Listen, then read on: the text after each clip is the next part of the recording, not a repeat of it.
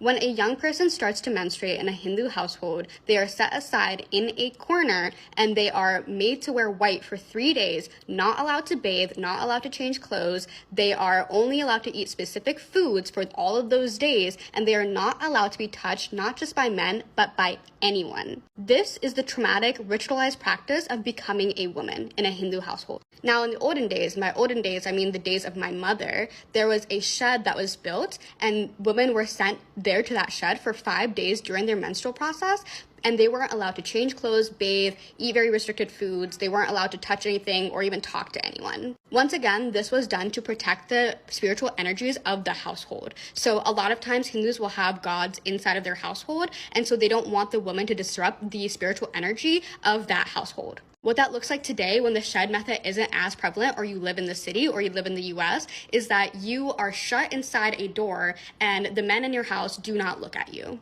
In some families even, you must tell your parents when you start to menstruate, even as an older woman, when your health information is private, and you have to bathe head to toe in the clothes that you're wearing, remove those clothes and put them in a separate hamper that only the woman can touch, the men cannot touch it, and you have to then ritually cleanse yourself so the men can look at you and their spirituality is not then impeded by your downward energy. In many Hindu households, especially Brahmin households, the house is the temple. So when that happens, you are made to feel like a prisoner in your own home, and you are made to feel impure in your own home. That is the lived experience and the lived oppression that women go through on a monthly basis. A deadly practice against women on their periods in South Asia. In Nepal, once a month, women are sent to exile when they're on their period. They're sent to these unhygienic menstruation huts, and there's no amenities. So many places lack clean running water. Huts are located in isolated places, so it's not rare for these women to experience rape or sexual violence. Even though the practice was criminalized in 2018, it's still fairly common.